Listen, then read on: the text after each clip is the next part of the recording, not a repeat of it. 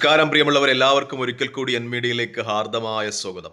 Israel, Iran, Houthi, America സംഘർഷങ്ങളുടെ ഏറ്റവും പ്രധാനപ്പെട്ട വിവരം എന്ന് പറയുന്നത്, ഏറ്റവും അവസാനമായി കിട്ടുന്ന വിവരം എന്ന് പറയുന്നത്, ഹൂതികൾ ഫലസ്തീൻ 2 എന്ന് പറയുന്ന അവരുടെ ബാലിസ്റ്റിക് മിസൈലുകൾ ഉപയോഗിച്ച് ഇസ്രായേലിന്റെ ഏറ്റവും തന്ത്രപ്രധാനമായ എയർപോർട്ടുകൾ ഒന്നായ ബെൻ ഗുറിയൻ ആക്രമിച്ചു എന്ന വാർത്തയാണ്.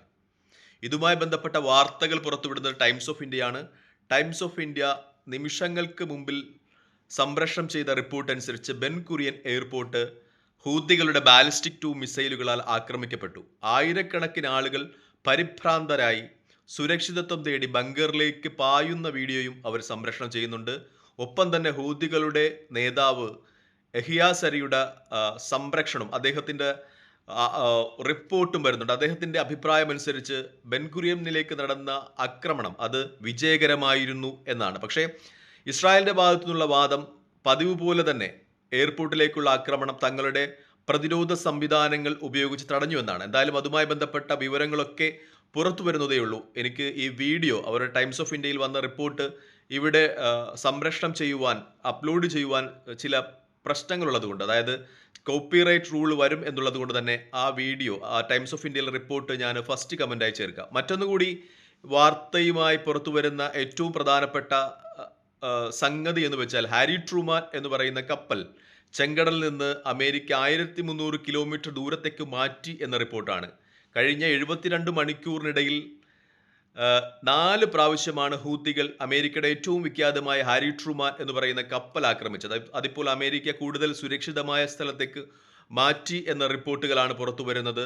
അവസാന ആക്രമണത്തിൽ, അതായത് ഈ 4ാമത്തെ ആക്രമണത്തിൽ 4 മിസൈലുകൾ ഹാരി ട്രൂമാനെ ഹിറ്റ് ചെയ്തു എന്ന തരത്തിലുള്ള വാർത്തകളൊക്കെ അന്തർദേശീയ മാധ്യമങ്ങൾ റിപ്പോർട്ട് ചെയ്തിട്ടുണ്ടായിരുന്നു. ആ കപ്പലിന് സാരമായ കേടുപാടുകൾ സംഭവിച്ചിരിക്കാം എന്ന ഒരു വിശകലനമാണ് ഇപ്പോൾ പുറത്തു വരുന്നത്. അതുകൊണ്ടായിരിക്കാം ഈ 1300 കിലോമീറ്ററുകൾക്ക് ഇപ്പുറത്തേക്ക് ആ കപ്പൽ മാറ്റിയത് എന്നൊരു വിശകലനം കൂടി പുറത്തു വരുന്നുണ്ട്. എന്തായാലും ഈ ദൂരപരിധിയിൽ നിന്നുകൊണ്ട് യമനിലേക്ക് ഒരു ആക്രമണം അത് അമേരിക്കയ്ക്ക് അപ്രാപ്യമാണ് എന്ന രീതിയിലുള്ള വാർത്തകളും പുറത്തു വരികയാണ്. എന്തായാലും മറ്റൊരു വാർത്ത കൂടി ഇതോടനുബന്ധിച്ച് വരുന്നുണ്ട്. UK മറ്റൊരു യുദ്ധക്കപ്പൽ ഈ തീരം ലക്ഷ്യമാക്കി, ചെങ്കടൽ തീരം ലക്ഷ്യമാക്കി വരുന്നു എന്നൊരു വാർത്ത കൂടി വരുന്നുണ്ട്. ഒരുപക്ഷെ ഇത് ഹാരി ട്രൂമാന് കേടുപാടുകൾ പറ്റിയതുകൊണ്ട് അതിന് ഒരു പരിഹാരം എന്ന രീതിയിൽ അതിന് റീപ്ലേസ് ചെയ്യാൻ വേണ്ടി ആയിരിക്കുമോ എന്ന വാർത്തകളുമൊക്കെ നിറഞ്ഞു നിൽക്കുന്ന ഒരു സമയമാണിത്. എന്തായാലും അമേരിക്കയുടെ നിരന്തരമായ ആക്രമണങ്ങൾക്കിടയിലും ഹൂതികൾ മിസൈലുകൾ തൊടുത്ത് പ്രതിരോധിക്കുന്നു എന്ന വാർത്ത തന്നെ വളരെ ആശങ്കാജനകമായിട്ടാണ് ഇസ്രായേലും അമേരിക്കയും ഒക്കെ വീക്ഷിക്കുന്നത്. ഇന്നലെയും ഇന്നുമൊക്കെയായിട്ട് നിരന്തരമായിട്ട് ബോംബിംഗ് ആണ് സനയിലും അതുപോലെയുള്ള പ്രദേശങ്ങളിലുമൊക്കെ യമനിൻ്റെതായ പ്രദേശങ്ങളിൽ നടക്കുന്നത്. അതിനിടയിലും വളരെ ശക്തമായ പ്രഹരം തന്നെ ഇസ്രായേലിനും അമേരിക്കയ്ക്കും ഒക്കെ കൊടുക്കുവാൻ ഹൂതികൾക്ക് കഴിയുന്നു എന്നത് വളരെ ആശങ്കാജനകമായിട്ടാണ് ഇസ്രായേലും അമേരിക്കയും ഒക്കെ വീക്ഷിക്കുന്നത്. പ്രത്യേകിച്ചും ഹാരി ട്രൂമാൻ്റെ ലൊക്കേഷൻ ട്രാക്ക് ചെയ്യുന്നതിന് ഹൂതികൾക്ക് മിക്കപ്പോഴും കഴിയുന്നു എന്നൊരു വാർത്ത കൂടി അമേരിക്ക ആശങ്കാകുലരാക്കുന്നുണ്ട്. ഇതിന് ഒരുപക്ഷെ ഇറാൻ്റെ ഒരു സാങ്കേതിക സഹായം ഉണ്ടായിരിക്കും. കാരണം ഹാരി ട്രൂമാൻ പോലുള്ള കപ്പലുകൾ അത് ലൊക്കേഷൻ ട്രാക്ക് ചെയ്യുക, എവിടെയാണ് എന്നറിയാൻ ശത്രുക്കൾക്ക് അറിയാതിരിക്കാനുള്ള എല്ലാ മാർഗങ്ങളും അമേരിക്കയെ പോലുള്ള രാജ്യങ്ങൾ അവലംബിക്കാറുണ്ട്. അതിനെ കവച്ചു വയ്ക്കുന്ന ഒരു സാങ്കേതികത ഹൂതികളുടെ കയ്യിൽ ഉണ്ടാകാൻ വശമില്ല. അത് ഇറാൻ ആയിരിക്കാം ഈ ലൊക്കേഷൻ എവിടെയാണ് എന്ന് ഹൂതികളെ അറിയിക്കുന്നത് എന്ന ഒരു വിശകലനമാണ് അന്താരാഷ്ട്ര തലങ്ങളിൽ അല്ലെങ്കിൽ അന്താരാഷ്ട്ര പ്രതിരോധ വിദഗ്ധരുടെ ഇടയിലൊക്കെ നിറഞ്ഞു നിൽക്കുന്നത്. അതുകൊണ്ടായിരിക്കാം ഇറാനെതിരെ കൂടുതൽ ഭീഷണികൾ അമേരിക്ക നടത്തുന്നത് എന്നൊരു വാർത്ത കൂടി പ്രത്യേകിച്ചും പുറത്തു വരികയാണ്. പ്രത്യേകിച്ചും അമേരിക്കയിൽ ഇപ്പോൾ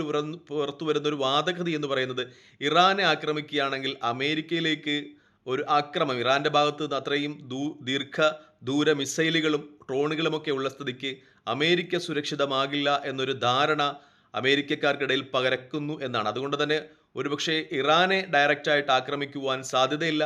അതിനർത്ഥമാകുന്നത് ഇറാൻ്റെ ഒരു ആയുധ പരിധി ഇറാനെ സുരക്ഷിതമാക്കുന്നു എന്ന് തന്നെയാണ്. എന്തായാലും ഹൂതികൾക്ക് നേരെ നിരന്തരമായ ആക്രമണങ്ങൾ ഇങ്ങനെ തുടർന്നുകൊണ്ടിരിക്കുമ്പോഴും ഹൂതികളുടെ ഭാഗത്ത് നിന്ന് തിരിച്ചും പ്രഹരമുണ്ടാകുന്നു എന്നൊരു വാർത്ത കൂടി ഈ അവസരത്തിൽ നമ്മൾ ചേർത്ത് വെക്കേണ്ടതുണ്ട്. ഇസ്രായേലിനെ സംബന്ധിച്ചാണെങ്കിൽ, ഇസ്രായേലിന് ഇറാൻ എന്ന് പറയുന്ന രാജ്യത്തിൻ്റെ അവരുടെ ആണവായുധങ്ങളുടെ പൂർണ്ണമായൊരു നാശം അത് സാധ്യമായാൽ മാത്രമേ ഇസ്രായേലിന് ആ പ്രദേശത്ത് സമാധാനത്തോടു കൂടി നിലനിൽക്കുവാൻ കഴിയൂ എന്നൊരു സ്ഥിതിവിശേഷം ഉണ്ടായിട്ടുണ്ട്. കാരണം ഇറാൻ സപ്പോർട്ട് ചെയ്യുന്ന പ്രോക്സി ഗ്രൂപ്പുകൾ അത് ഇസ്രായേലിന് നിരന്തരം പ്രഹരമാണ് ഏൽപ്പിച്ചുകൊണ്ടിരിക്കുന്നത്. ഹിസ്ബുള്ള ഇപ്പോൾ സമാധാനപരമായി നിൽക്കുന്നുവെങ്കിലും ഹിസ്ബുള്ളയുടെ ഭാഗത്തു നിന്നും ഒരു ആക്രമണം ഉണ്ടാകാനുള്ള സാധ്യതയുണ്ട്. അതുകൊണ്ട് തന്നെ ഇസ്രായേലിന് ഏതു രീതിയിലും അമേരിക്കയെ പ്രകോപിപ്പിച്ച് ഇറാനെതിരെ ഒരു യുദ്ധം ഉണ്ടാക്കുക എന്ന ഒരു താല്പര്യമുണ്ട് എന്നുകൂടി ചില വിശകലനങ്ങൾ പുറത്തു വരുന്നുണ്ട്. എന്തായാലും മധ്യേഷ്യയിലെ സംഘർഷങ്ങൾ അതിൻ്റെ പാരമ്യതയിലേക്ക് പോകുന്നു എന്ന് തന്നെയാണ് റിപ്പോർട്ടുകൾ പുറത്തു വരുന്നത്. കരയുദ്ധം കൂടി ഇസ്രായേൽ ആരംഭിക്കുകയാണ്. 4 ഭാഗത്തു നിന്നും ഗസയെ വളഞ്ഞുകൊണ്ടുള്ള ഒരു കരയുദ്ധം കൂടി ഇസ്രായേൽ ആക്രമിക്കുമ്പോൾ ഗസയിലെ ജീവിതം വളരെ ദുരിതപൂർണമാകുന്നു എന്ന് തന്നെയാണ് റിപ്പോർട്ടുകൾ സൂചിപ്പിക്കുന്നത്. നേരത്തെ ഉള്ളതുപോലെ ഗസയെ ഡിവൈഡ് ചെയ്തുകൊണ്ട് ഉള്ള ഒരു പട്ടാള നീക്കത്തിലേക്കാണ് ഇസ്രായേൽ നീങ്ങുന്നത് എന്നും ചില മാധ്യമങ്ങളൊക്കെ സൂചിപ്പിക്കുന്നുണ്ട്. എന്തായാലും വാർത്തകൾ